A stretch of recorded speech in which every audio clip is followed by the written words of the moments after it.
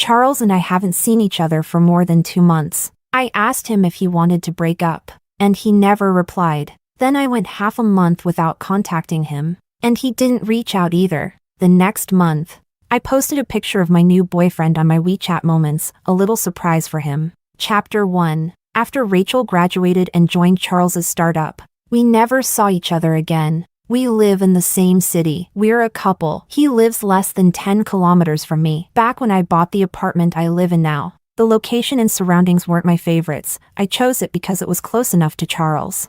And yet, we still hadn't met in over 2 months. Well, we did technically see each other once, about a month ago, in a group photo posted on Rachel's WeChat Moments. It was a company photo of their startup.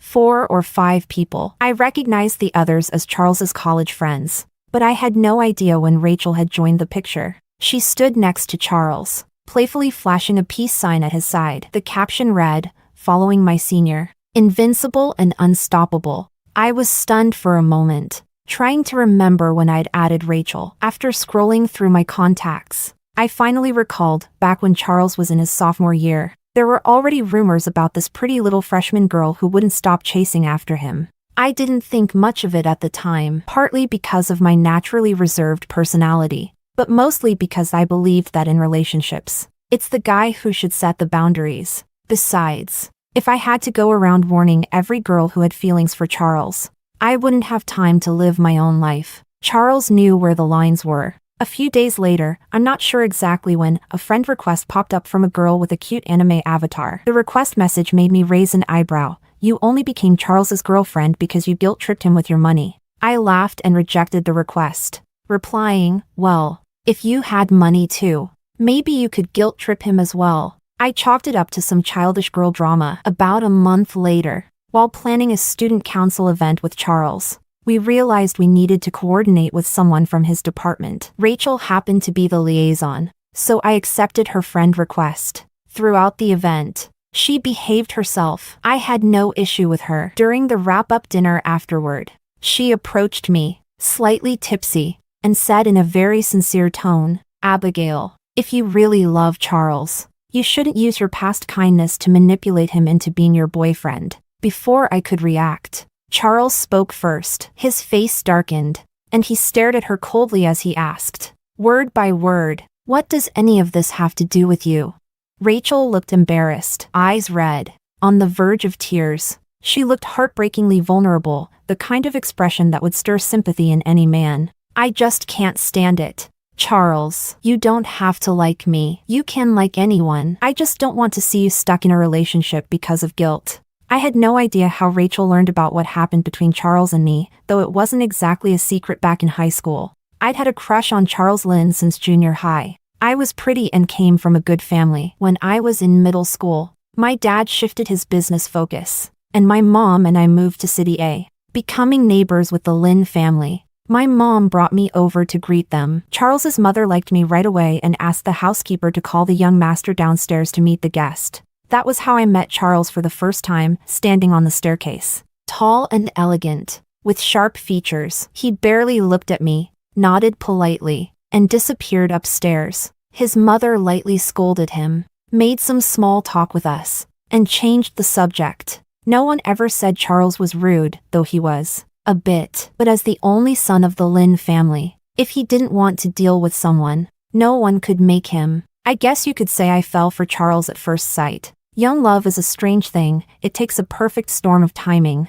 atmosphere, and fate. For me, it was the cold, indifferent gaze Charles cast down from the spiral staircase that day. From that moment on, I began my long and determined pursuit of Charles. Everyone said we were a perfect match, a golden couple. Even our parents supported us, though we were technically too young for romantic relationships. Charles never acted especially warm toward me, but he wasn't cold either. As the heir apparent to the Lynn family, he'd been raised to be humble and discreet. So even if he didn't like me, he still treated me with polite courtesy. Back then, my bedroom walls were plastered with handwritten calligraphy like, "The clouds will part, and the moon will shine. Sincerity can break through even stone. Persistence cuts through iron. With enough effort, even an iron rod can be ground into a needle." Once, I hosted a party at my house and invited a few classmates I was close with. Charles occasionally showed up too, probably because Aunt Lynn made him come as a favor to me. That day, he accidentally saw my room, right in the center of my wall. Written in large, bold brushstrokes, was his name, Charles. I had just opened the door, still holding the handle, when I realized what he was seeing. Though everyone knew I had a crush on Charles, I was still a shy teenager. My face flushed, and I instinctively slammed the door shut. But it was too late. Charles was already standing behind me. The corners of his lips lifted in a rare smile. He looked down at me and teased, "Abigail, if you put this kind of persistence into studying, Auntie wouldn't be constantly frowning and begging me to tutor you." I pulled a face. My mom didn't actually care about my grades. Getting into a good college and landing a solid job had never been part of my life plan. Her complaining in front of Charles was just a form of matchmaking, giving him a reason to spend time with me. But I seized the opportunity, eyes lighting up, and asked, "If I get good grades, will you like me?" He just smiled and said nothing. Still, I saw a glimmer of hope. I didn't like studying, but I was smart, and my family could afford top tutors. That semester, I climbed over 200 spots in the rankings and gave the entire school a little shock. Then I went to show Charles Lynn my report card. But something had happened to the Lynn family. They were an old money family, normally unshakable, but in our second year of high school, their political patron got purged. One domino toppled another, and everything came crashing down. His father was arrested. His mother was hospitalized. The family assets were frozen. Even the house next to mine was auctioned off. At school, Charles's so-called friends kept their distance. Afraid of being dragged down with him, some even seemed to enjoy watching his fall from grace. The golden boy had crashed hard, and plenty of people were eager to kick him while he was down. People were also watching me, wondering if I would take this chance to stomp on Charles, the guy who had always ignored my affection. But I stayed right by his side. Just like before, my loyalty helped him keep some dignity during those dark days. Later, it was also me who paid for his mother's hospital bills. I still remember standing with him in the hospital corridor when he asked me, "Abigail, I'm not that guy you used to admire anymore. What could you possibly want from me now?" I smiled. "Auntie has always been kind to me. Even if I didn't like you, I'd still want to help." He stood there, staring at me with a deep frown. I never tried to take advantage of him or pressure him into becoming my boyfriend. I was kind to him because I wanted to be. When you have enough money and enough love, giving isn't a transaction, it's just something you do because it makes you happy. I've always lived on my own terms. Later, just like those words I had hung on my bedroom wall, the clouds will part, the moon will shine, sincerity breaks stone, perseverance cuts through metal. With enough effort, an iron rod can become a needle. I finally moved Charles. I became his girlfriend. This was the first time anyone had come to us and said, "It's okay if you don't like me, Charles. I just don't want you to stay with someone you don't love out of obligation." Charles stared at Rachel. His face was cold, utterly emotionless. As he said, "This is your final warning. Stay away from me." I watched Rachel run off, covering her face, and turned to Charles with a smirk. "You haven't changed a bit." Still no sympathy for a pretty face. He tilted his head, his dark eyes looking at me wordlessly. Then he smiled and said, "Abigail, after everything you've spent on me, isn't staying loyal to you the least I can do?" That was a surprisingly self-aware statement. If I were just his sugar mommy, I might have been satisfied, but I did actually have real feelings for him, so the words stung just a little. Chapter 2. Charles and I have been together for a long time. My friends all say I'm the loyal type, that I stayed with Charles for so long despite how indifferent he was to me. But honestly, I'm not that loyal. I just don't like change. I stick to the status quo until I get so sick of it that I force myself to make a change. Like that time I was obsessed with Maxim Revika. I put all his performances on repeat on every music player. My mom even hired a piano teacher so I could have his music played live at home anytime I wanted. I only stopped when I got tired of every single one of his pieces, or when I got hooked on a certain food. That dish would appear at every meal in our house, because I'd eat it over and over again until one day I stopped reaching for it. That's when everyone knew I was done with it, and it disappeared from the table for good. My mom once said I had a strange personality, that when I liked something, I had to indulge in it until the feeling was completely used up, and once I got tired of it, I would never touch it again. She even joked, "It's fine when it's objects. But what if one day you like someone? You'd love them with all your heart, stay loyal and devoted, and then one day throw them away like garbage when the feeling fades." She said, "Abigail, I already feel sorry for whoever you fall for in the future." That was before I fell for Charles. To be honest, my feelings for Charles lasted longer than any of my hobbies or obsessions: 2 years of high school, 4 years of college, 1 year after graduation, 7 years in total. That's enough. I'm tired of it. Rachel was the trigger. After she confronted me and said all those things, I had someone look into her. She wasn't just a junior schoolmate who had a crush on Charles. Her family was struggling, single-parent household, and her father used to work for one of the Lynn family's subsidiaries. When she was 8, Charles followed his father on an inspection and happened to meet her. From then on, the Lynn family sponsored Rachel all the way through school until the Lynn family collapsed. Rachel was very grateful and followed Charles all the way to his university. After finding out everything, I told Charles, "Can you please stay away from that junior of yours?"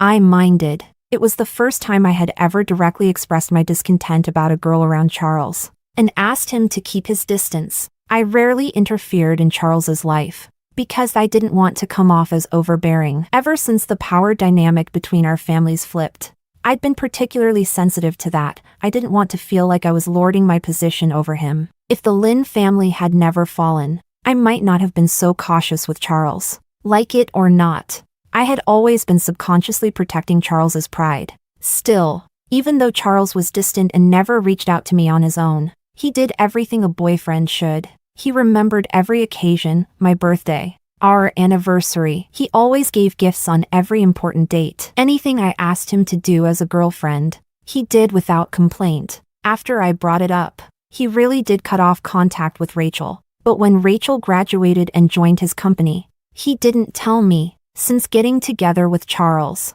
I've always considered myself a good girlfriend. After he started his business with his college roommates, I took over most of the tasks in his personal life. Even though I had never lifted a finger at home, taking care of Charles felt like second nature. For example, I managed his seasonal wardrobe, buying and organizing clothes for spring, summer, fall, and winter. Every suit had a label, what occasion it was for, which tie and watch to match it with. Even his casual clothes were paired with mine. Every time the new season's catalog arrived from home, I'd match outfits for him according to his preferences. He didn't like outsiders entering his private space, so I arranged for my housekeeper to clean his place twice a week. He didn't like takeout, and he didn't want his home smelling like cooking oil, so meals were always prepared at my place by our housekeeper, kept warm in a thermal container, and delivered by me. On top of that, I'd bring him 3 to 4 servings of herbal wellness soup every week. I'm not saying all this to highlight how much I gave to Charles. When you truly like someone, doing things for them brings you joy. It's like dressing up your Barbie doll as a kid. You don't need the doll to thank you. The act of giving itself is already emotionally satisfying. So even though Charles never reached out to me first, I didn't mind. I was happy to do it. And I never argued with him over not getting the same level of affection or attention in return. At first, his roommates didn't really like me. Maybe it was influenced by Charles's distant attitude. But later on, every time we met, they'd smile and greet me with a playful sister-in-law, saying Charles must have done a lot of good in his past life to end up with someone like me. Not long after I saw Rachel's post on WeChat Moments, one of Charles's roommates even messaged me, gently hinting that I should reach out to Charles more often. That was when I opened our chat and realized we hadn't talked in ages. I couldn't even remember when I last messaged him, and if I didn't, he wouldn't either. I stared blankly at the long silent chat window, remembering a bet I once made with Zoe. We were out drinking that night, a bit tipsy, and she laughed, saying, "Abigail, you're dating like you're his maid. I'm seriously curious if you stopped messaging Charles. How long would it take for him to contact you?" I was curious too, so I took the bet. Coincidentally, I got busy over the next few days, accompanying some relatives on a trip to Hawaii, and wasn't using my domestic number, so I didn't text him. Zoe must have forgotten about the whole thing too, because she never followed up.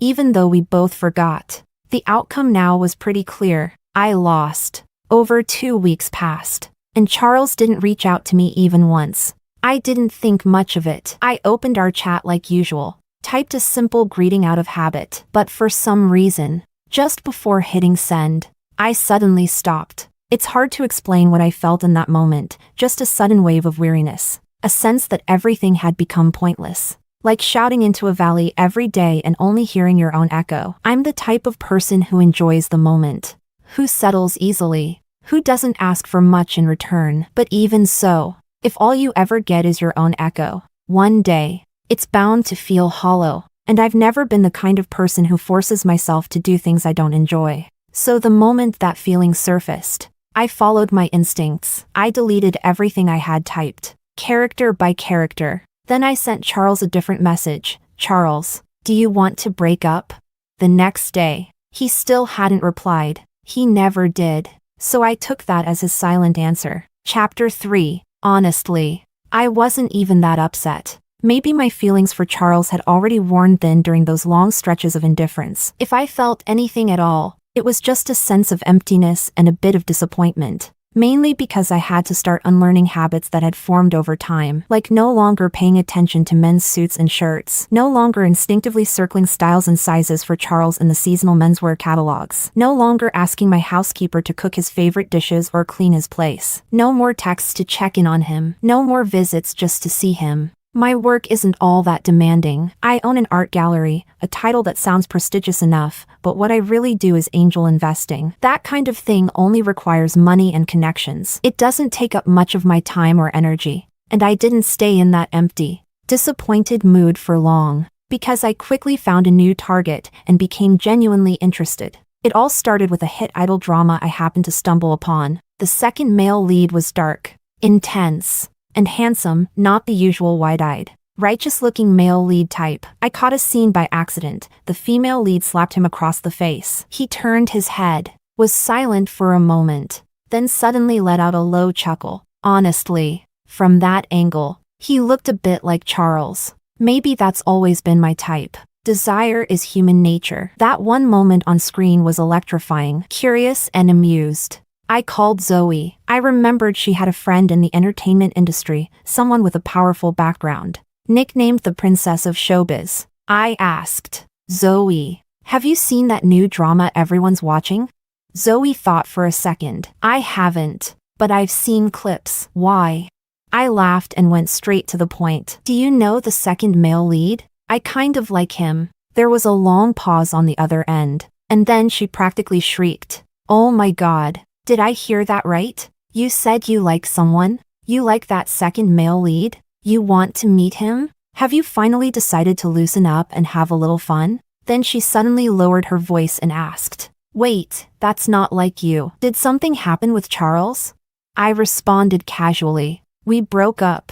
She was quiet for a moment, then burst out laughing, the kind of joyful laugh you give when your friend finally wakes up from a long, self-inflicted coma. She said, leave it to me. Zoe really is reliable. Less than a day later, I received a friend request on WeChat from the second male lead himself. His note said, hello, Miss Abigail, I'm Jonathan. Before I met Jonathan in person, we chatted on WeChat for a few days. He's been gaining popularity lately, ever since that drama took off. He's got a ton of devoted fans. Our conversations went pretty smoothly, to be honest. I liked Jonathan quite a bit, even through a screen. He had great boundaries, not overly enthusiastic or flirtatious to the point of being off-putting, but also not so aloof that he came across as boring. Even more surprising, he was well-read and cultured, which, frankly, caught me off guard. You can't blame me for that. The entertainment industry is full of pretty faces with empty minds. They shine on the surface, but after a few words, it all feels dull. Originally, I just wanted to have a little fun. I'm still young, enjoying the company of a handsome, charming man is good for your mental and physical health. Besides, ever since I started dating Charles in high school, I've lived like a monk. I met Jonathan at a private dining restaurant. He's been really popular lately, so paparazzi have been on his tail constantly. I waited for him for a little while. He probably had to shake off quite a few of them. When he finally came into the private room, His bangs were slightly damp and he was lightly out of breath. I was flipping through the menu when I looked up to see him standing at the doorway, flashing me an apologetic smile, his left canine tooth peeking out as he said, "Sorry." The paparazzi were relentless. They say celebrities don't look as good in real life. But with Jonathan, it was the opposite. He looked even better off camera. His slightly damp hair made his already striking features stand out even more. Just like on TV, his smile carried that dark, wicked charm. But in person, it also had the pure-hearted glow of a young man. I smiled too, not the least bit annoyed by the wait. This was nothing. Back when I waited for Charles, 2 hours was standard, and he never once apologized. Besides, this little wolf dog was turning out to be far more to my taste than I expected. I closed the menu and smiled at him. "I wasn't sure what you liked, so I went ahead and ordered. This place is famous for all its dishes, don't worry. Nothing that'll make you gain weight." Jonathan seemed a little surprised. Maybe he hadn't expected someone young and pretty like me to be so easygoing and thoughtful. So he smiled too and sat across from me without hesitation. People with naturally deep-set eyes can easily give the illusion of being affectionate. It was in this moment that I realized he and Charles didn't look alike at all. That fleeting resemblance on screen had just been an illusion. He looked at me and said, "No worries. Anything Miss Abigail orders, I'm sure I'll love." I genuinely enjoyed this meal. Jonathan clearly knew how to keep a conversation lively, charming and eloquent. After all, he's been in the entertainment industry for a while. He's 2 years older than me. I told him how much I liked the drama he starred in. He looked really happy and said it was an honor. Then he got up and took a selfie with me. He was very patient, letting me adjust the angle again and again until I got a photo I was satisfied with. After dinner, our eyes met, and his gaze was direct and sincere. That kind of thing is common in showbiz. Female celebrities have rich backers, and male celebrities naturally attract wealthy women. It's just that nowadays, things have changed. Stars have more autonomy. If they're interested, they can give it a shot. If not, they can decline gracefully and keep the star-fan relationship classy. But Jonathan clearly liked me. He asked, "When can I see you again?" I laughed. He really was interesting. At first, I thought if we had a good vibe, we could just have some fun. But now I thought, maybe becoming his patron wouldn't be so bad. There's a difference between sugar dating and being a real backer. The former is all about money, while the latter involves deeper mutual interests and long-term benefits. The emotional connection can go deeper too. He was exactly my type. If it lasted longer, I wouldn't mind, especially since I've never liked change. After dinner, we walked out of the private room together. Jonathan had ditched his car halfway and hailed a ride to lose the paparazzi. So we stood by the entrance waiting for my driver. Then suddenly, someone called out, "Sister-in-law." I turned instinctively and saw a familiar face. It was Diego, one of Charles's old roommates and business partners. I glanced at the people behind him and, sure enough, recognized a few more familiar faces. Diego came over with a surprised smile and greeted me warmly. "Long time no see. Sister-in-law, you're here for dinner too?" Seeing me glance behind him, he added, "Charles just went to park the car. We just closed a big deal and came to celebrate." "What a coincidence. Are you joining us?" I withdrew my gaze and nodded politely. I just finished dinner with a friend. Right then, my driver pulled up. I gestured for the fully disguised Jonathan to get in the car, then turned back to Diego and smiled. "Don't call me sister-in-law anymore. Charles and I broke up." With that, I got into the car. Just before the door closed, I caught a glimpse out of the corner of my eye. Not far away, Charles was walking toward us. There was a bubbly girl beside him, skipping along. It was probably Luciana. I hadn't seen her earlier in that group. Chapter 4. Things were going pretty well between Jonathan and me. At first, I assumed that with how smoothly he flirted, he must have had a few wealthy benefactors already. To be honest, I have a bit of a cleanliness obsession. It's not extreme, but it's there. So when Jonathan leaned in, clearly trying to take things further, I raised a finger to his lips and stopped him. "If we're going to move forward," I said, "I'll need you to get a full health check first." He froze. The faint flush on his face instantly turned into a look of aggrieved innocence. His ears reddened even more from the tension, and he defended himself. "You're the first fan I've ever messaged privately. I didn't even want to come, but my agent told me it was you." So I came. I'm clean. I don't mess around. You can ask anyone in the industry. The worst thing I do is play video games. I raised an eyebrow, genuinely surprised. You know who I am? He looked even more exasperated. My last name's Han. I'm from that Han family in City C. I knew the Han family in City C. They were a well-known name, a prominent clan. I'd been to a few of their banquets with my family before, but I didn't remember ever seeing Jonathan. Narrowing my eyes, I studied him. Jonathan seemed to know what I was thinking and explained. My parents are from one of the Han family's branch lines, not part of the core circle, so it's normal that you wouldn't remember me. That made sense. Families like the Han clan wouldn't let their direct heirs be so public. They'd either be shipped off to prestigious overseas schools to polish their resumes or thrown into the family business early to learn the ropes. Even if he was from a branch line, he was still a Han. His family likely lived off dividends and family trusts, not in power, but still rich enough. If I wanted to have some fun with him, I had to at least consider what the consequences might be later. After all, he wasn't just some random pretty boy from the industry. With him, it might not be so easy to walk away clean. That thought made me instinctively pull back a little. Jonathan noticed, though a bit deflated. He still kept a gentlemanly distance and raised both hands in a surrendering gesture. Miss Abigail, he said, I'm well behaved. I know my place, and I'm not clingy. Don't worry, if one day you end up marrying one of my cousins, I'll walk away without a fuss. I won't cause trouble. His deep black eyes shimmered under the light like those of a soaked poppy. Pitiful and earnest, he added. I noticed you a long time ago at one of those parties. I even asked someone to pass a message to you once, but you never responded. My cousin told me you were already in love, deeply, hopelessly in love, with someone. He shrugged. To be honest, whether or not you had a boyfriend never made a difference to me. I tried to get your attention a few times at those family events, but clearly, you never remembered me. When my agent said the eldest daughter of the Abigail family wanted to meet me, I thought maybe you had finally remembered. If I'd known this earlier, I would have started acting sooner. I couldn't help but laugh. Honestly, hearing such a handsome guy complain in that kind of half-joking, half-wounded tone, it was more endearing than annoying. But the mood was gone. Maybe it was running into familiar faces earlier. Maybe something else. Either way, I wasn't feeling it tonight. So I said, let's just call it a night. I added politely, brushing him off. Let's talk again after we've gotten to know each other better. He looked at me like a kicked puppy, completely helpless. He was dangerously persuasive like that. I didn't waver,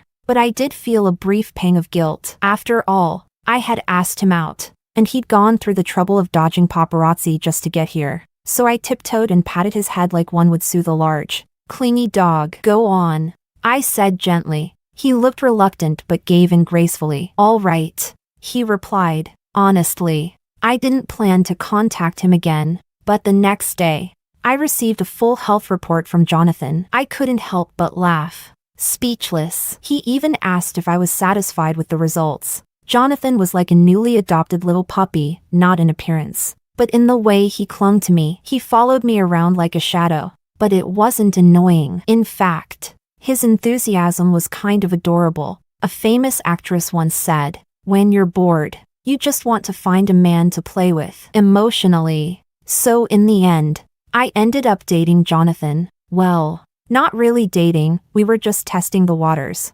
seeing if we clicked. You could call it the pre-relationship phase, but it was definitely more serious than the casual fling I originally had in mind. Sometimes Zoe would gossip and ask how things were going. What could I say? I knew I'd never fall for someone the way I did with Charles back in my teenage years. As people grow older, love and friendships come less easily. Still, I had to admit, dating Jonathan brought a kind of rush, a new kind of adrenaline-fueled excitement. He was bold. During one interview, when asked about his ideal type, he paused theatrically and said, 167 centimeters, long wavy hair, fair skin, big eyes with upturned corners, always looking tired and aloof, doesn't really care about other people. He was so specific the host was visibly stunned, then laughed and tried to play it off. Sounds a lot like the female lead in your new drama. Jonathan just smiled without responding. After the live broadcast, he sent me the clip and messaged, was I a good boy?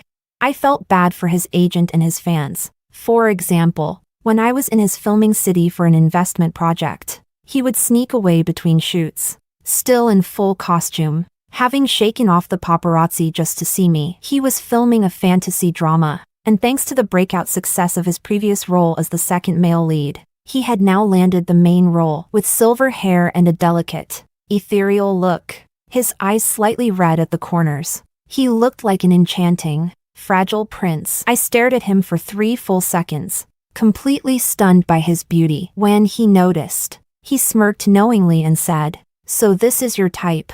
I visited his set a few times too. After filming wrapped, he would drag me through crowds in full disguise. We'd eat late-night snacks, stand on the bridge by the river, and he'd open his coat to shield me from the wind while I lit up sparkler sticks. Sometimes, I'd shove a snowball down the back of his shirt. He'd shiver violently, then grit his teeth and come after me with another snowball in hand. Before he could strike, I'd already be begging for mercy, then snatch the snowball from him and stuff it right down the front of his coat while he was distracted. And then I'd run. He'd always shout my name from behind, yelling, "I'm never going easy on you again." Then his voice would rise, chasing after me with, "Slow down. I'm not chasing you. Don't fall." Jonathan gave me a different kind of relationship experience. I didn't have to be the one keeping the connection alive. Every morning when I opened my phone, there'd be a flood of messages from him. I didn't have to do much. Even with his busy schedule, he still made time to go shopping with me, help me pick out clothes, take me to his favorite restaurants. He'd buy me lots of clothes and send them over. If he ever tasted something delicious, he'd bring it the next time we met. When he attended events, if he came across jade, gemstones, scenic souvenirs, fine wines, anything he thought suited me, he'd give it to me. He said, "I know you've seen and had much better things. You probably don't care about what I give you, but I can't help it, Abigail. When I see something beautiful, I just want to give it to you." Eventually, I had to clear out an entire apartment just to store all the things Jonathan gave me. Some of the items weren't even expensive, from glass beads worth only a few bucks to jewelry worth millions. I stored them all with equal care. One time, I gave Jonathan a little tour. He noticed I'd even kept the invitation cards he'd sent me. He laughed, then suddenly sighed, giving me a long, satisfied look, like a smug cat flicking its tail. He said, "Abigail, you're doomed. I think you're falling for me." I pretended not to hear it. Maybe it's because I once loved someone very seriously, very deeply, that I never take other people's feelings lightly. And besides, the feeling of being constantly on someone's mind, it's not a bad one. After the release of Jonathan's new drama, it became a huge hit. Rumors about him and the female lead were everywhere. At the peak of it all, he went behind his agent's back and publicly clarified he had a non-industry girlfriend. His fans cried their hearts out. Shipper fans were furious. And his agent, constrained by Jonathan's background, didn't dare scold him too harshly. Only I showed him no mercy. "Jonathan, are you stupid or insane?" Even though he revealed he was in a relationship, he kept my identity airtight. No matter how hard people dug online, they couldn't find a single clue about me. I wasn't mad because he revealed our relationship. I wasn't afraid of being exposed. I just thought it wasn't necessary. He was in the prime of his career, and we both knew we weren't going to get married. There was a long silence on his end before he finally said, "Abigail, I just wanted to give you a sense of security. Maybe you don't need it, but I didn't want you to look back on this and feel like it was meaningless. I just wanted to give you everything I could. Besides, I didn't want to lie to the fans or the shippers. They're just young girls. If it's not real, I shouldn't mislead their hopes and feelings." I didn't say anything, but the more time I spent with Jonathan, the more I liked him, a little more each day. That year, at the end of December, after staying up all night for an event, he immediately hopped on a long-haul flight with me to Iceland to see the northern lights. Bundled in a thick down jacket, with a hat and scarf, he stood under the aurora patiently adjusting his camera equipment to take pictures of me. I quietly watched him. Then, while he wasn't looking, snapped a photo of his back with my phone and posted it to my WeChat moments. The caption said, "A new year begins." I rarely post on WeChat, so that update stirred up a flurry of speculation among my friends. Jonathan, holding his phone, grinned like a fool. "Does this mean you've made it official?" he asked. He looked so silly when he laughed that I couldn't be bothered to reply. But under the post, I openly commented, "Yes, he's my boyfriend." That day, I changed my profile picture to a photo Jonathan had taken of me. I changed my moments cover to a picture of our shadows in the snow, making a heart with our hands. Zoe saw it and instantly sent me a voice message, screaming on the other end, "No way. Abigail, you changed your profile pic? You're actually serious?" I had used the old profile picture, a rose, since middle school. Ever since I first liked Charles, all my old friends knew what it meant. Back then, Charles and I were neighbors. I had just fallen for him. The rose was from his yard. As a love-struck teenage girl, I would open my window every day, stare at that rose outside his window, and think about him. I was so sure that one day, Charles and I would bloom just like that rose. But now I finally understand, only when you're with someone who truly likes you does the world feel interesting. That night, out of nowhere, Charles suddenly sent me a voice call. I stared at the screen and didn't answer. I figured someone had probably gossiped to him about my new profile picture, and he must have accidentally tapped the call button while checking it. The music rang, stopped, and then rang again. I didn't answer. Eventually, it stopped for good. I didn't message Charles either. The call notification was buried under dozens of new messages until it disappeared altogether, like it had never been there. Chapter 5. The next time I saw Charles was at a glamorous event filled with designer dresses and glittering champagne flutes. There were tech elites, internet celebrities, film stars, and angel investors like me. At the end of the day, events like these were all about regular people in expensive clothes exchanging business cards, offering polite small talk, and fishing for resources to leverage and trade. I was there to scout potential investments in new startups. Jonathan, who had turned down a few appearances just to be with me, was also in attendance. We locked eyes briefly in the crowd before quickly looking away, and when it came time for formal introductions, we both pretended not to know each other. He greeted me politely. "Miss Abigail, I've heard a lot about you."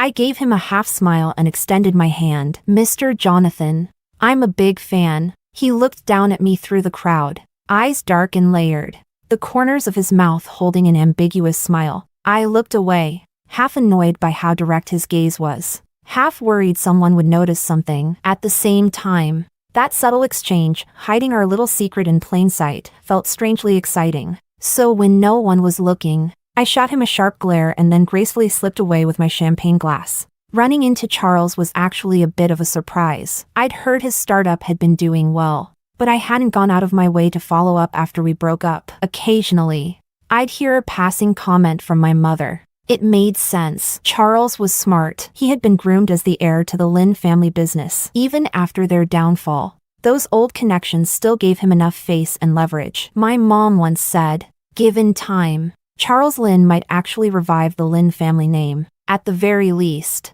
he'd earned himself a new ticket into the game. I watched him from a distance, standing tall among the crowd. He was striking under the glow of the crystal chandeliers, tall, handsome, composed. He didn't speak much, mostly listened, calm and courteous, the perfect image of a rising noble. He came alone, no date. Of course, this was just me noticing an old acquaintance. It wasn't because I hadn't moved on, I had. When I let go of something, I truly let it go. Charles seemed to sense someone watching. He looked up and met my gaze directly. His dark eyes revealed nothing. I responded with a calm smile, then turned to continue chatting with someone else. I used to read those dramatic romance novels where the girl leaves and the guy realizes too late how much he loved her. There's always some emotional explosion when they run into each other again, a dramatic, fiery scene. But reality is different. In real life, there's no cut-all contact forever. And also no desperate chase to win her back. Adults have their pride. No public scenes. Peaceful breakups. When paths cross again,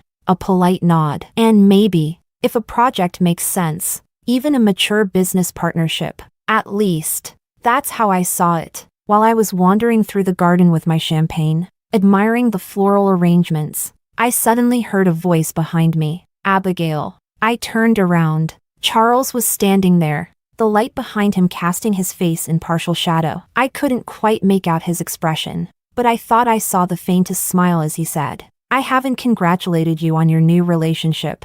I smoothed out my surprise, nodded politely, and replied, "It's not too late to congratulate me now." The smile faded from his lips. His gaze deepened. Then he asked me, "How long before you get tired of this new toy?"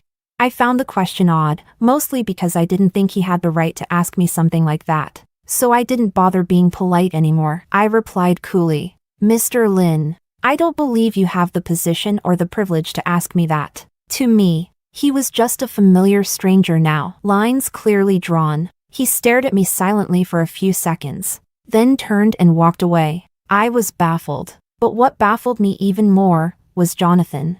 I had no idea what got into him. He suddenly stopped filming. Jonathan started his own talent agency. Thanks to his connections, experience, and the Han family background, the agency got off to a decent start. Still, even with his resources, the pressure was heavy in the beginning. I knew that because once, after a business dinner, he ended up vomiting blood and being rushed to the hospital. He didn't tell me. I only found out because I was scrolling through celebrity gossip and saw the news. It was his agent, now also his personal assistant, who secretly told me about it. I couldn't understand it. He was doing fine as an actor. Why suddenly decide to start his own company? Didn't he go into the entertainment industry in the first place just to avoid joining his family business? His assistant sighed. "Miss Abigail, maybe it's better if you don't ask." Eventually, I learned the truth. His assistant either gave in to my questioning or simply wanted to help Jonathan out. She sent me a video. It was Jonathan drinking with a director. The director asked him, "Weren't you the one who always said life's short, 30,000 days? Live happy, live free? Now look at you, chasing money like crazy. Honestly, I'm starting to wonder if you've been replaced." Jonathan held his wine glass, clearly thinner than before but still looking sharp. He smiled and said, "Back then, I looked at all those cousins of mine fighting for money and power. I used to wonder, how much money is enough? How much power counts as real power? No matter how much you have, there's always someone with more." I used to think, what's the point of scrambling like an ant all your life? As long as I had enough, that was fine. Why bother being so consumed? So what changed? He didn't answer immediately. After a long pause, he finally said, "Now, I need to be able to stand beside the girl I like." When we first got together, I told her that if one day she had to marry someone suitable, someone from her own world, I promised I wouldn't get in her way. I said I'd let go, quietly, without causing trouble. But now, I'm too greedy. I can't let go anymore. The director sighed. She sounds like someone who values love. Maybe she won't walk away to find a suitable marriage partner. Why push yourself like this? And all this wheeling and dealing, is becoming a power player really what makes you happy? I thought acting was your passion. Jonathan smiled and said, "She should never have to lower herself to meet me. I'll raise myself to stand beside her." The smile on screen was blurry, distorted slightly through the phone's camera, but the sincerity was unmistakable. His assistant said to me, "That clip was recorded by Mr. He, teasing our boss for being completely lovesick. He wants to become capital, just so he can stand next to you until he succeeds. Miss Abigail, maybe just pretend you don't know. Give him some time. Be patient with him." I didn't respond. I've said this before, I'm not someone who likes change. I prefer stability, and the rhythm I had with Jonathan suited me just fine. I had no plans to disrupt it anytime soon. In the second year of our relationship, after he founded his agency, my mom started dropping hints that I shouldn't take it too seriously, just have fun. In the third year, after one of his first investments in a drama tanked because the lead actor got caught in a scandal, my mom said, "Starting a business isn't that easy. That Han boy, he's from a side branch of the family. Doesn't seem like he's cut out for this." Then she started arranging blind dates with more suitable partners. I didn't go. She was so furious she locked me in the house. I climbed out the window and went to Jonathan's place. In our fourth year, the film he funded for the New Year season became a surprise box office hit. The following summer, the TV series he invested in topped all national ratings. In the fifth year, I traveled with him to South Korea. He went to study how K-pop idol groups were built from scratch. Meanwhile,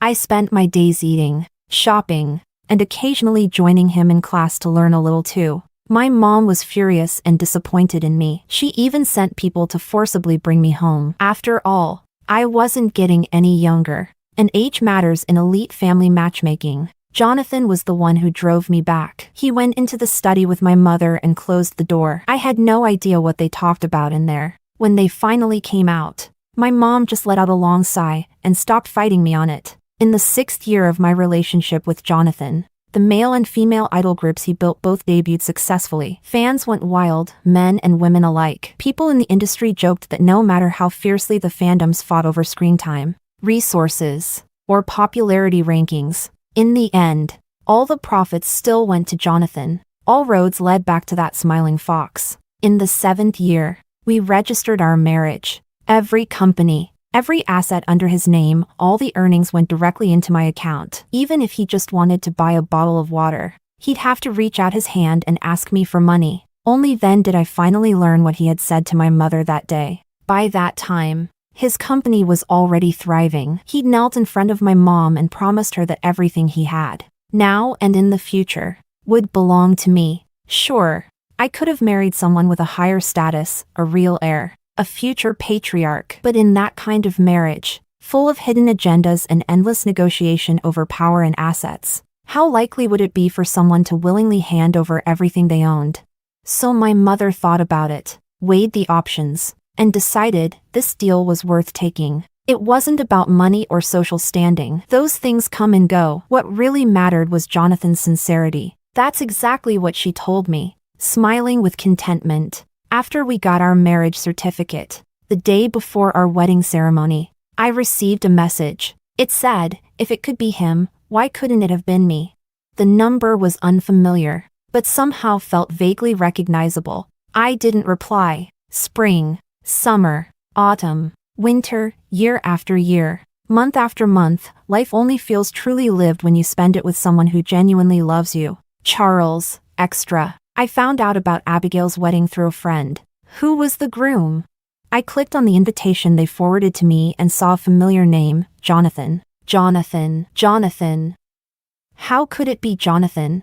That Jonathan, from the side branch of the Hahn family, the same one who only recently found a stable footing in the entertainment industry. I always thought that if Abigail were to get married one day, it would at least be to the heir of some powerful family, someone like the eldest son of an old aristocratic house, someone like me, back when the Lynn family hadn't collapsed. When I first looked at Abigail, she was like the girl next door. She followed me around all the time, no matter how I treated her. Undeterred and full of energy, her profile photo was the rose bush growing outside the corner of my bedroom wall. Her personal status read, "Know your enemy. Win every battle." The cover photo on her WeChat Moments was the first birthday gift I ever gave her, a crystal snow globe. She looked like the definition of faithful, loyal love. But ever since she was a teenager, I knew her love was intense, focused, and short-lived. Like when she was obsessed with Maxim Mrvika for a while. I could hear his piano music drifting from her house even when I was at home. Then one time,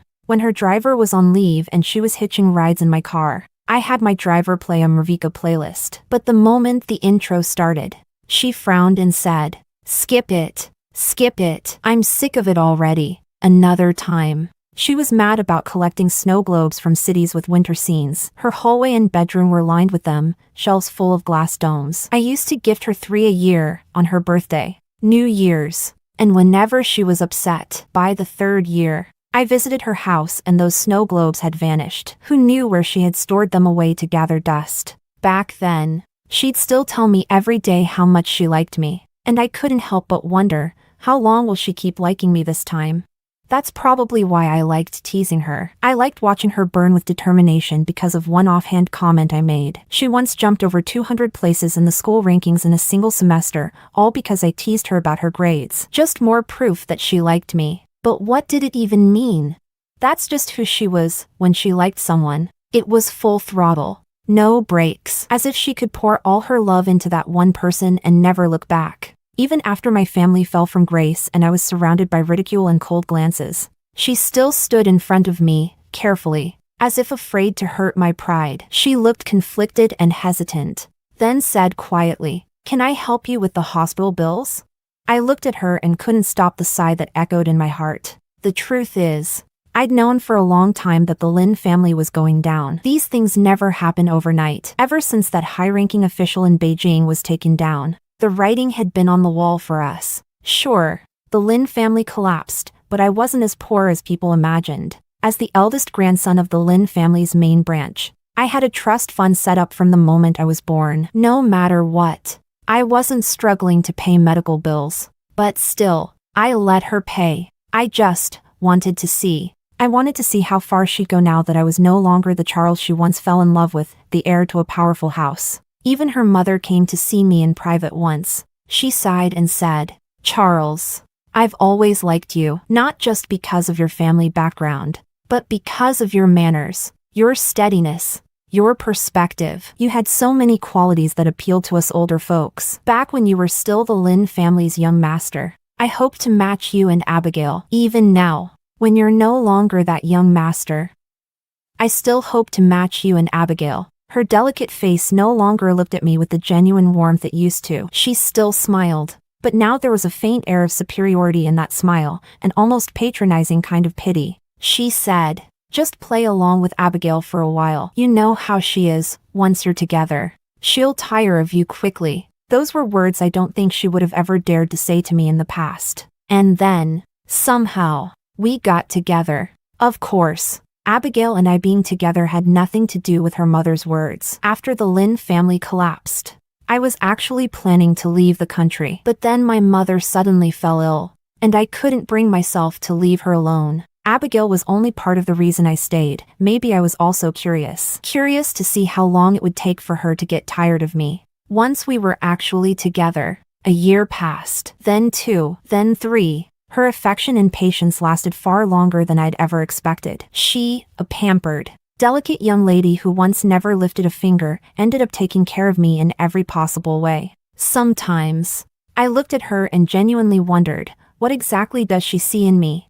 Without the halo of the Lin family, I wasn't particularly kind to her. Whatever kindness I did show was more out of obligation, because I was her boyfriend. Every time she smiled at me with those bright eyes and came running over, I couldn't help but think, how much longer, Abigail? How much longer until your love runs out?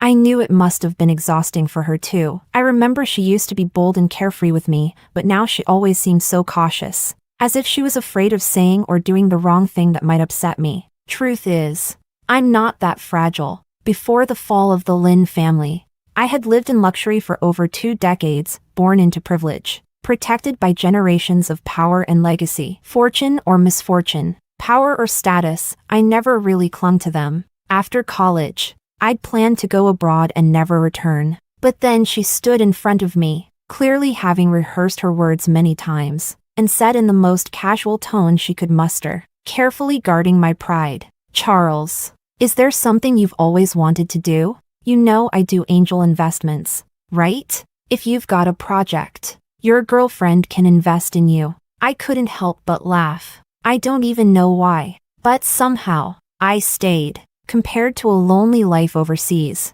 the feeling of having someone who cared felt better. I didn't take her money. Back then, her long-lasting, passionate affection gave me a strange illusion that maybe, just maybe, I was different from all her other passing interests. That maybe she wouldn't ever get tired of me. A year after graduation, when I went an entire day without receiving a message from her, I thought, she must be busy. But after a whole week passed and I hadn't heard a single word, I knew the day I'd been waiting for had finally come. She was tired of me. Diego saw me checking my phone constantly and couldn't understand. He asked, "She's not messaging you, why don't you text her first? What kind of boyfriend just waits around like this?"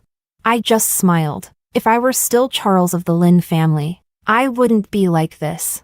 Because even if Abigail ever did get tired of me, our matching status and background would have ensured that she stayed. But the Charles who had lost the Lin family, he didn't have that kind of security anymore. From the very first day I half-heartedly got together with her, I'd already known, one day, just like with all her other obsessions, she'd lose interest in me too. That day came later than I expected, but it still hit me out of nowhere. Good thing I'd been preparing for it all along. Still, a part of me couldn't help feeling bitter. I began testing the waters. For example, Luciana. Everything I knew about this girl came from Abigail, because it was the first time Abigail had ever stood seriously in front of me and said, "Charles, I really mind. Can you stay away from that junior of yours?"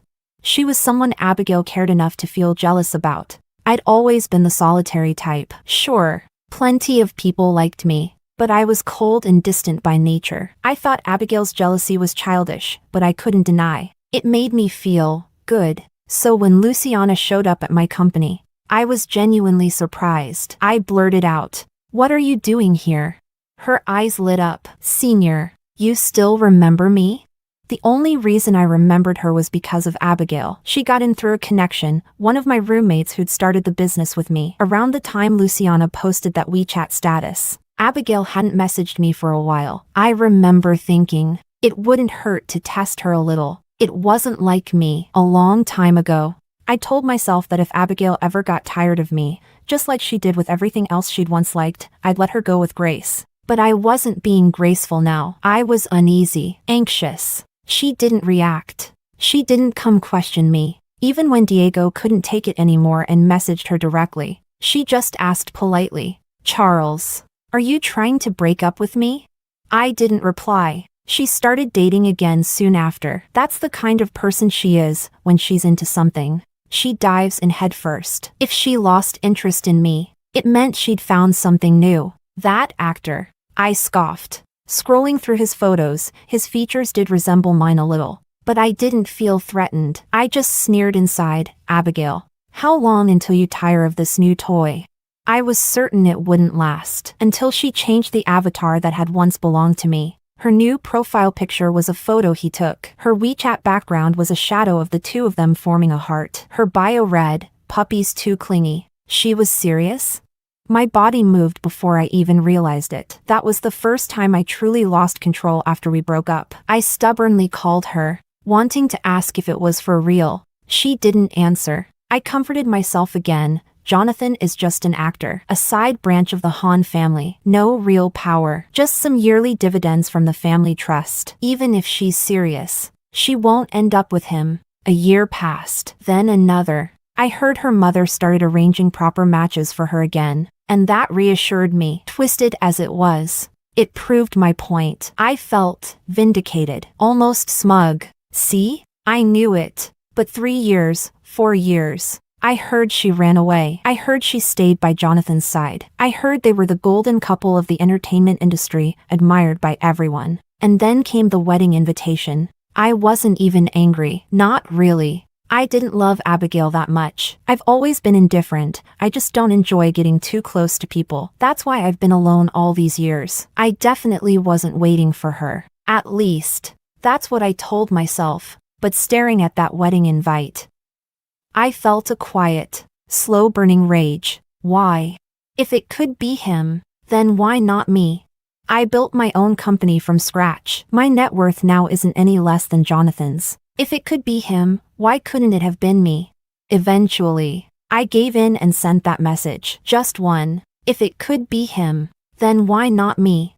Just like I expected, no reply. Like a stone dropped into the sea. I even thought about showing up in person, asking her face to face. Diego sighed, patted me on the shoulder and said, "Old Lynn, let it go. You kept telling yourself Abigail was never serious. That she's a fickle girl, but remember, she stayed by your side for 7 years, even when you were cold as ice. Maybe you never understood her the way you thought you did. Things change. It's too late now. Don't go." He was right. Maybe if I hadn't spent our whole relationship standing on the sidelines, waiting for her to change, maybe today, she'd be the one holding on to me. But it's too late. It's all settled now. Let it go. I told myself, you didn't really love her that much anyway. Let it go. As long as she's happy, that's all that matters. Story 2.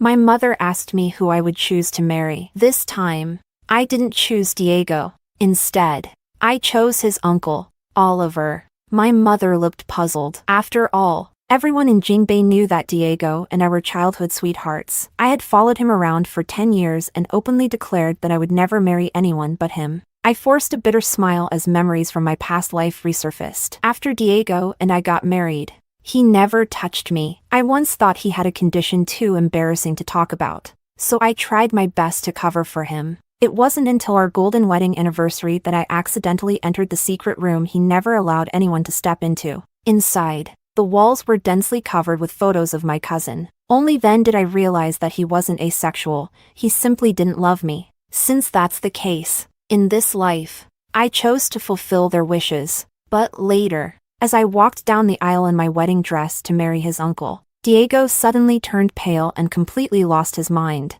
Chapter 1. 3 days after the engagement was finalized, I ran into Diego at a party. His friends, upon seeing me, immediately burst into mocking laughter. Diego, your little shadow is here again. Future sister-in-law, the engagement is already set, and you're still sticking so close? You won't even let Diego attend a party in peace? Diego's irritation was palpable when he saw me. Emma, are you that desperate to get married? You let our families finalize the engagement without my consent, and now the entire Jingbei knows about it. Well done. His look of disdain made my heart clench, but I steadied myself and calmly replied, I don't need your consent. The person I'm marrying isn't you. The room fell into an uproar. Diego's friends laughed so hard they could barely stand and teased him. Diego, you better coax your little fiancé quickly, otherwise, she'll find another way to get your attention. Diego frowned. Emma, now you're playing hard to get. If you're not marrying me in this family alliance, who else could it be? And don't forget, you've been saying since childhood that you'd marry me. Everyone in Jingbei already considers you mine. He leaned in and whispered, I'll let this engagement slide. But remember, I can give you a grand wedding, but I'll only sign the marriage certificate with the woman I truly want to marry. I looked up at him in shock. In my previous life, Diego had obediently followed the family's arrangement and quickly married me. Could it be he's also been reborn? Before I could analyze his expression further, my cousin Helen arrived at the party. Seeing Diego and me together, tears welled up in her eyes. Emma, Diego, I heard you're getting married soon. I didn't bring any gifts, but I wish you both happiness. Before finishing, Helen ran out crying. Look what you've done. Diego glared at me and immediately chased after her without looking back. Chapter 2. When they returned, their fingers were tightly intertwined. Helen's lips were swollen and red, and there was a conspicuous hickey on Diego's neck. Everyone looked at me with smug faces, as if waiting for me to explode. In the past, I would have caused a scene if I saw another woman getting close to Diego. I would have clung to him, demanding his attention. Diego placed Helen protectively behind him, his expression also seeming to anticipate my reaction. But after a few minutes of silence, I didn't respond at all. Diego seemed surprised but soon sneered.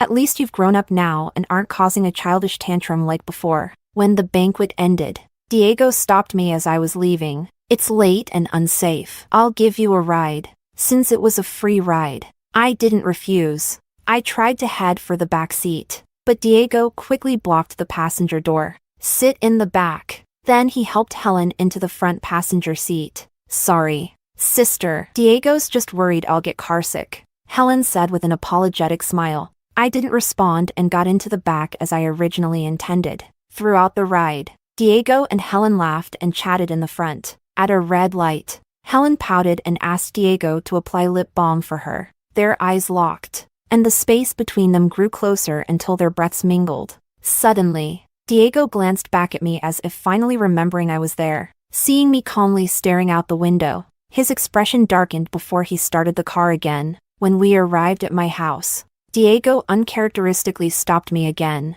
He shoved a bracelet into my hand, his tone condescending. Enough with the act. It's pathetic. Take this bracelet as your engagement gift. As long as you behave, I'll give you a grand wedding, at least in name. Everyone in Jingbei will think you're my wife. I looked up at him and asked, who are you going to register the marriage with? Helen? Diego's face twisted in anger, but there was an unmistakable hint of smugness. I knew you were pretending all along. I'm warning you, don't you dare leak a word about this to our parents. Helen is kind and fragile. She doesn't have your manipulative schemes. If you hurt her, Don't blame me for canceling the wedding altogether. I smiled. Clearly, he was too much of a coward to tell his family the truth. Yet somehow, I was the villain in his narrative. I didn't respond further and turned to leave. As soon as I stepped inside, I received a video message from Helen. In the video, Diego was carefully putting a necklace around her neck.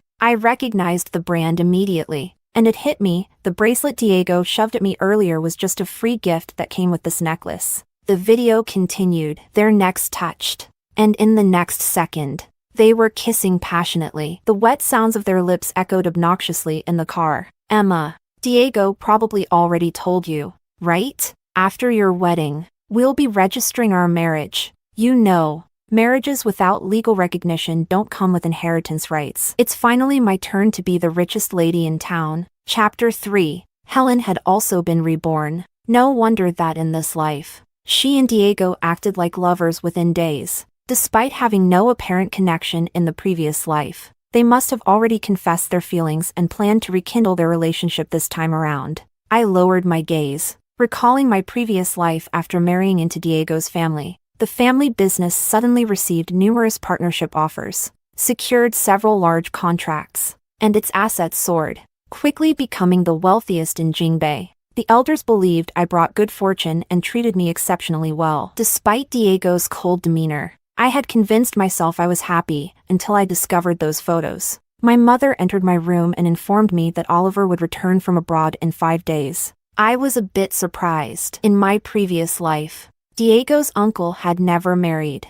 I didn't expect this arranged marriage to proceed so smoothly. I only vaguely remembered him as a kind and dependable older brother. Marrying him felt far safer than marrying anyone else. The next day, I arrived early at my fashion design studio to modify my wedding dress design. Ever since studying fashion design in college, I had been working on my dream wedding dress. Back then, I had envisioned marrying Diego, so everything reflected his preferences. He never allowed me to include patterns I liked. This time, I could finally wear a dress I truly loved to marry someone else. A few days later, I finished the modifications and went to the break room for some rest. While scrolling through my phone, I saw Helen's social media post. In the photos, my newly modified wedding dress had been cut short into a mini dress. She wore it while dancing intimately with Diego. Diego knew I needed a dress, so he sent this one over. I feel so pampered. I couldn't believe my eyes and rushed to the ballroom on the 5th floor. Helen and Diego were dancing passionately,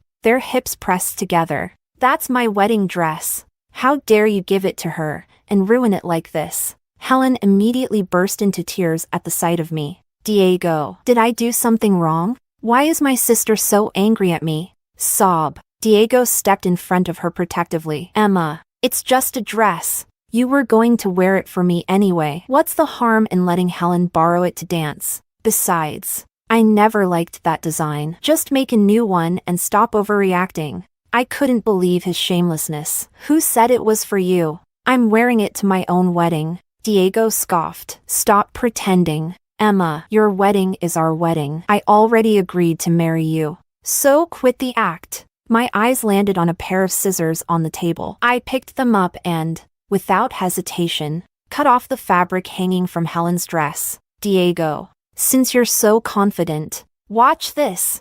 I won't take back anything tainted, be it a dress or a person. Diego froze, shocked by my determination. In the past, no matter how upset I got, it was always in a playful, clingy manner. He had never seen me act so decisively. He instinctively reached out to stop me, but Helen cried even louder. Diego, my leg. I think it's scratched. It hurts so much, but don't worry about me. Just go after my sister. It's all my fault. Diego hesitated for a moment, then sneered at my retreating figure. Leave her alone. A jealous woman like that needs to be taught a lesson and reflect on her actions. Chapter 4. I looked at the torn threads of the wedding dress in my hand, silently wiping away my tears. I mourned my wasted efforts, but using a wedding dress to see someone's true colors, perhaps that was a blessing in disguise. Tonight was the family dinner where I'd officially meet Oliver. I had to leave a good impression. After fixing my makeup and collecting myself, I headed to the underground parking lot. From afar, I noticed a car rocking. As I walked closer, I realized it was Diego's Maserati. Through the half-open driver's side window, I saw Diego holding Helen on his lap. Helen's eyes were hazy, her body moving up and down. Even though I already knew Diego didn't love me, seeing this scene still made my chest tighten. Diego looked up and locked eyes with me. There was only a brief flicker of panic in his gaze. The next second, he brushed Helen's hair aside and kissed her deeply, clearly intending to provoke me. He exaggerated his movements, and Helen's whimpers echoed throughout the parking lot. I turned away, got into my car, and drove to the family estate. On the way, I picked up a tie I'd bought as a gift for Oliver. When I arrived, Diego showed up at the same time. As he opened his car door, I saw used condoms scattered on the front passenger seat. Seeing the gift in my hand, Diego's momentary embarrassment quickly shifted into smugness. Got me a gift? Let me see. I hurriedly hid it behind my back. It's not for you. Diego smirked, clearly not bothered. Blowing out a cloud of smoke, he said, "You saw what happened in the parking lot. I know you like me and can't live without me, but I've already told you, I'll give you the wedding, but Helen and I will register our marriage. Honestly, she's the one making the real sacrifice. In the future, she'll occasionally stay in the house we're supposed to share. You'll need to get used to it. I'm doing this for your own good." Even though I'd already given up marrying him, I hadn't expected him to be so shameless. I turned to leave, but he grabbed my arm and added, "My uncle will be at tonight's dinner. Our family relies on him, so this is an important event. I'm giving you enough respect by letting you attend. If the elders ask about our marriage registration, just say it's done. Oh, and about you scratching Helen this afternoon, be sure to apologize after the dinner. Otherwise, until the wedding is official, I can still back out anytime." Diego finished speaking and walked into the family dining room. I let out a deep sigh. It was fine, he'd soon find out exactly who I planned to marry. When I entered the dining room, Oliver hadn't arrived yet, but the other elders were already seated.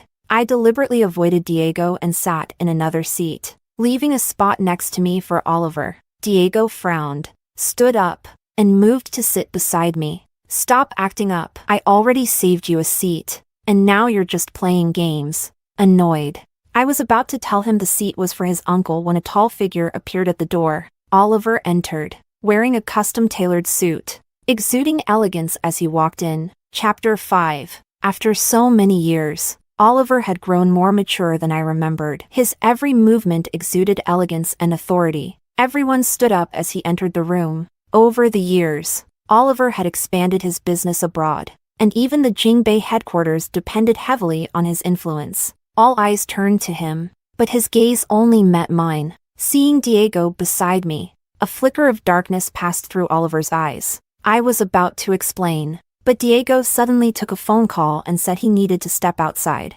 Feeling slightly uneasy, I glanced at Oliver and saw him stride forward. In the next second, he sat down in the seat Diego had occupied moments before. "Everyone must be hungry waiting for me. Let's start eating," he said, motioning for me to sit beside him. Then he began peeling shrimp for me. I tried to explain. "Diego just sat here earlier. No worries. Eat first," he said. He continued to serve me, carefully choosing dishes I liked. Soon, shrimp shells piled up on my plate, and fish fillets were deboned to perfection. His attention to detail was overwhelming. My cheeks puffed as I ate, but suddenly the dining room door opened, and Helen's overly cheerful voice rang out. "Hello, uncles and aunties." The family's expressions darkened upon seeing her. Helen was my uncle's illegitimate daughter and had never been accepted by Jingbei's elite circle. Were it not for my family's status, she wouldn't even have the right to show up at such events.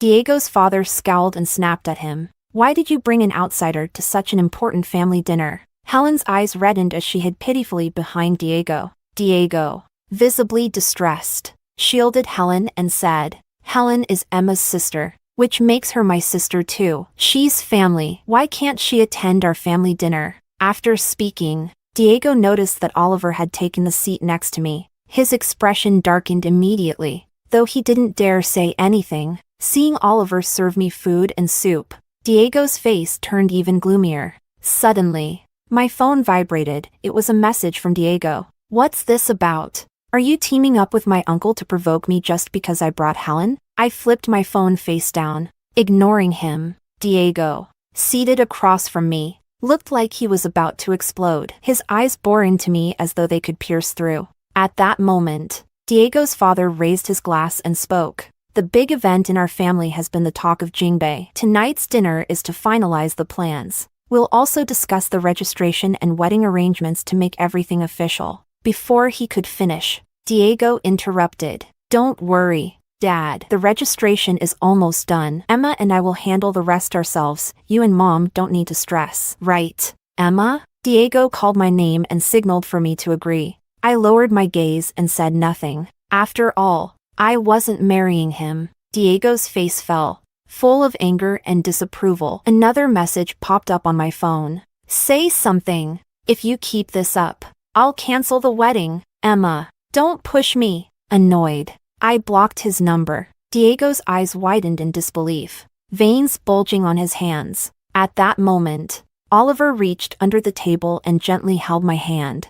I'll respect Emma's wishes. Whatever she wants, we'll do, Oliver said aloud. His warm touch made my heart skip a beat. Diego, panicked, quickly followed up. Yes, Uncle's right, Dad. Don't worry, Emma and I already have everything planned. Just wait for our wedding. The other elders looked at him in shock. Diego's father finally snapped. We're discussing your uncle's wedding. Why do you keep interrupting? Chapter 6. Diego still didn't understand. His expression relaxed. Uncle is getting married too? That's great. We can have our weddings together. The family can celebrate properly. Diego's father frowned. What nonsense are you spouting?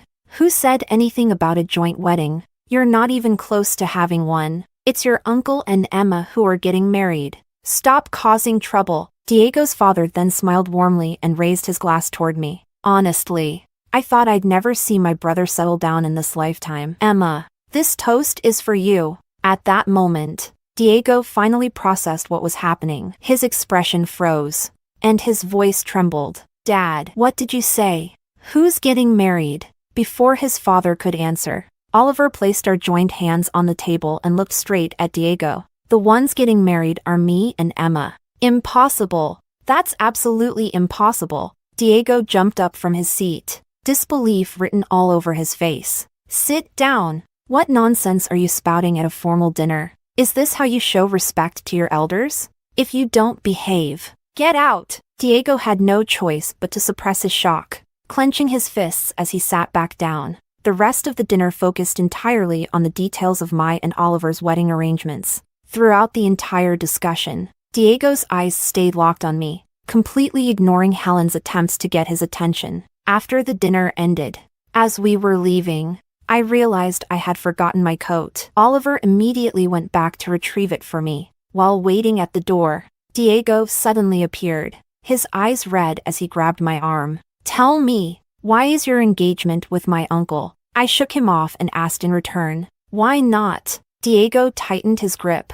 Stop joking. Emma, you love me to death. How could you possibly agree to marry someone else? I laughed softly. But as you can see, I'm marrying someone else. Diego, I'm tired of chasing after you all these years. I don't love you anymore. Besides, you never loved me anyway, right? Please respect yourself and stop bothering me. Diego's eyes filled with inexplicable pain. No, that's impossible. You can't not love me. We were together in the last life. Suddenly, his expression shifted, and he softened his tone. All right, Emma, you don't have to keep pretending. There's no need to make me jealous. I'll let you plan the entire wedding however you like. You can choose the wedding dress you prefer, okay? And even if Helen and I register our marriage, I promise I won't bring her to our home to upset you. Is that good enough? I looked at him in disbelief. It felt like I was seeing this man for the first time.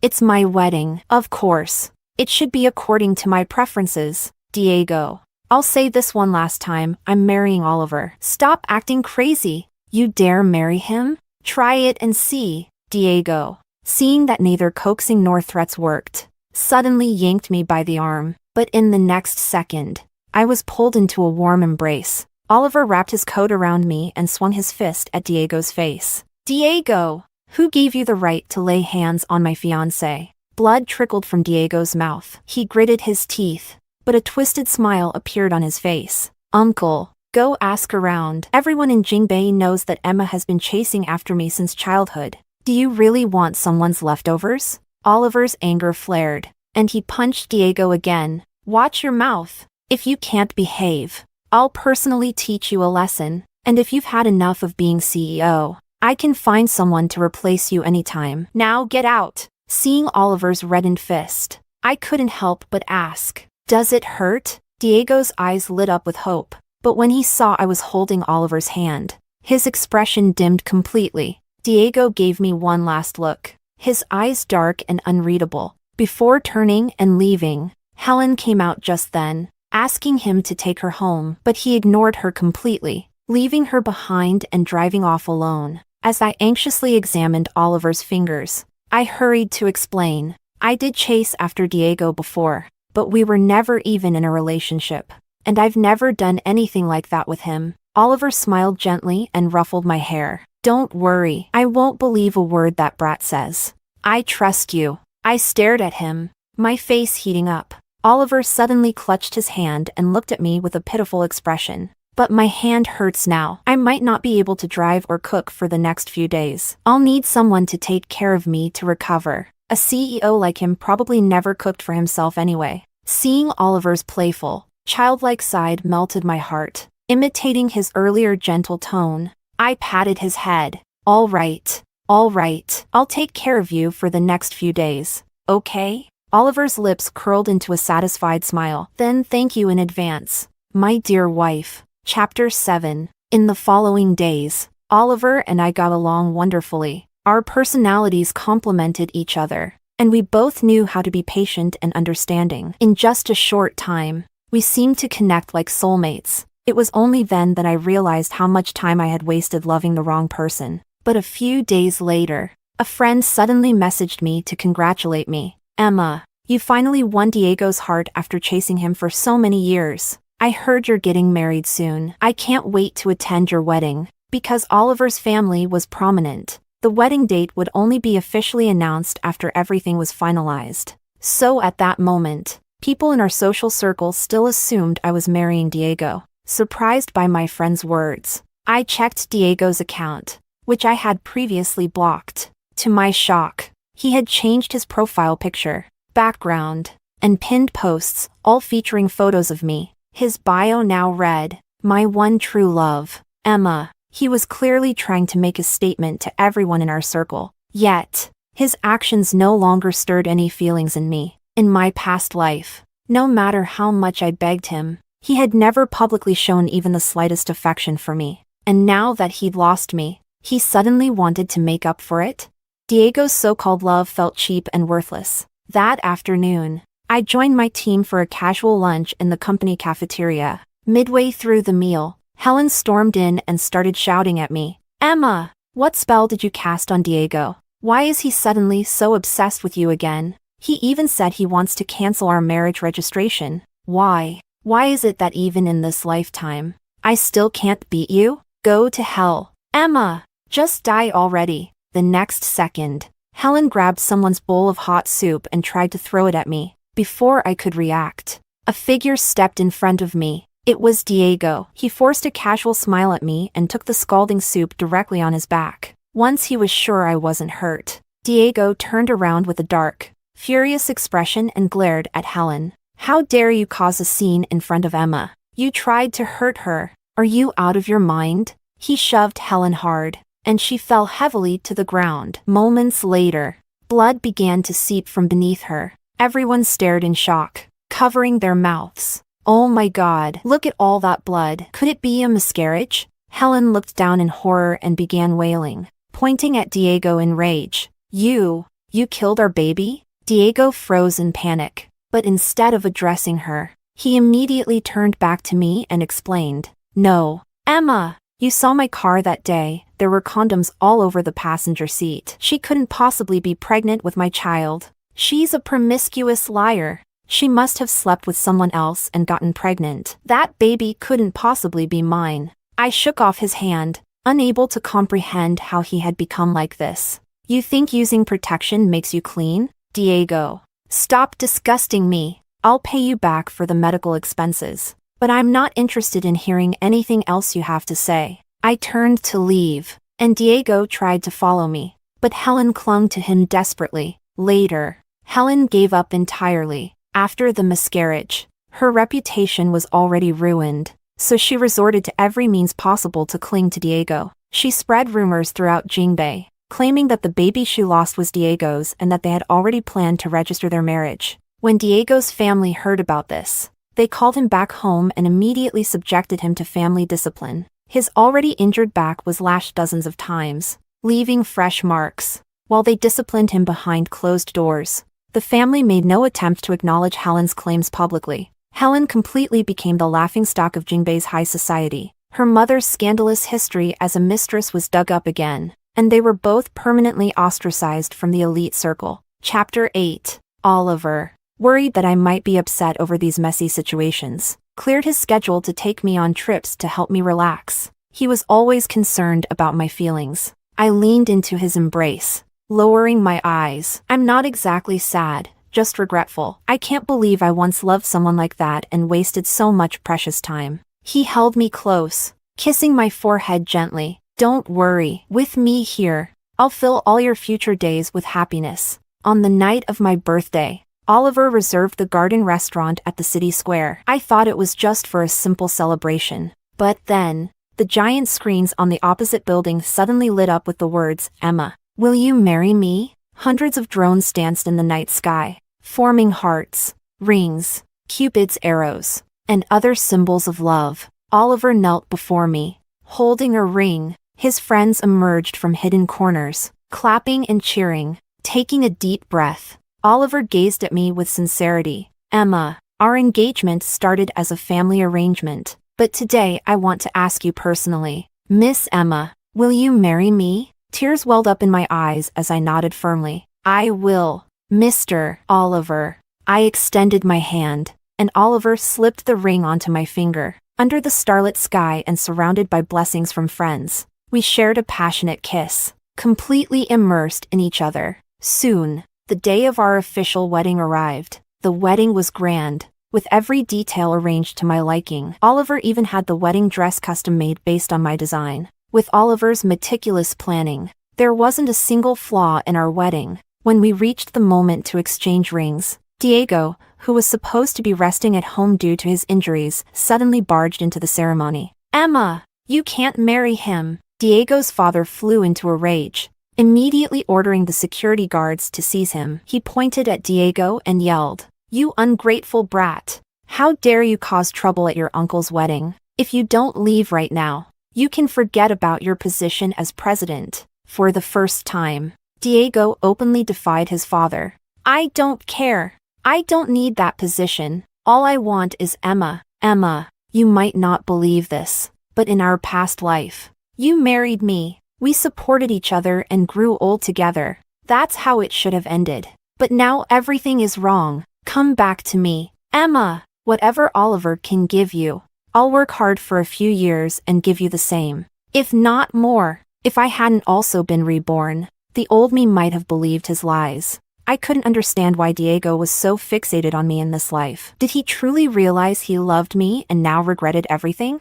But no matter the reason, it no longer mattered to me. I looked him straight in the eye and said, word by word, Diego, what you think means nothing to me now. If you still don't get it, let me make it clear. I, Emma, love Oliver now, and I'll only ever love him in this life. From now on, I will regard you as a nephew, just like Oliver does. I hope you can show me the same respect and address me as Aunt Emma when we meet. After speaking, I turned to Oliver, and we exchanged rings, right in front of Diego. I leaned in and kissed Oliver's lips, sealing my vow for a lifetime. Diego stared at us, unable to utter another word. His wounds, worsened by his erratic movements, reopened, and he collapsed to the ground, unconscious from blood loss. Chapter 9. After Oliver and I officially got married, Diego still didn't stop causing trouble. He fought with his family and left the family business,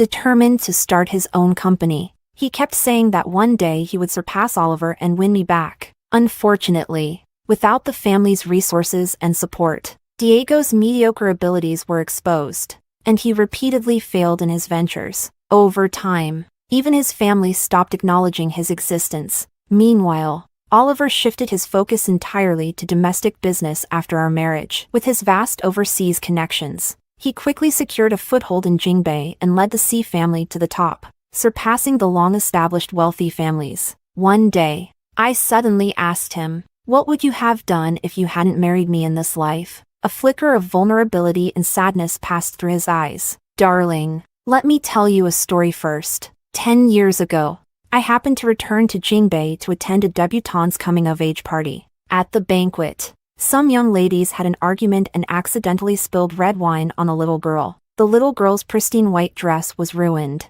and she burst into tears. Despite it being her big day, the debutante wasn't upset that her party had been interrupted. Instead, she rushed to her study, grabbed paint and brushes, and came back excitedly. She comforted the little girl while skillfully painting over the stains, turning them into a beautiful rose design. The little girl was delighted with her new dress, and I completely fell for the debutante who was as vibrant and clever as a rose. Sadly, that young lady already had someone she liked, and she was so passionate and brave. Even though I loved her, I genuinely wished for her to have the happiness she desired. Hearing this familiar story, my eyes blurred with tears. I buried myself in his arms, and he gently kissed my tears away. "So about your question earlier," he continued softly, "I've thought about it countless times over the past 10 years. If I hadn't been able to marry you, I would have resigned myself to living a lonely life. I'd stay abroad and focus on my work,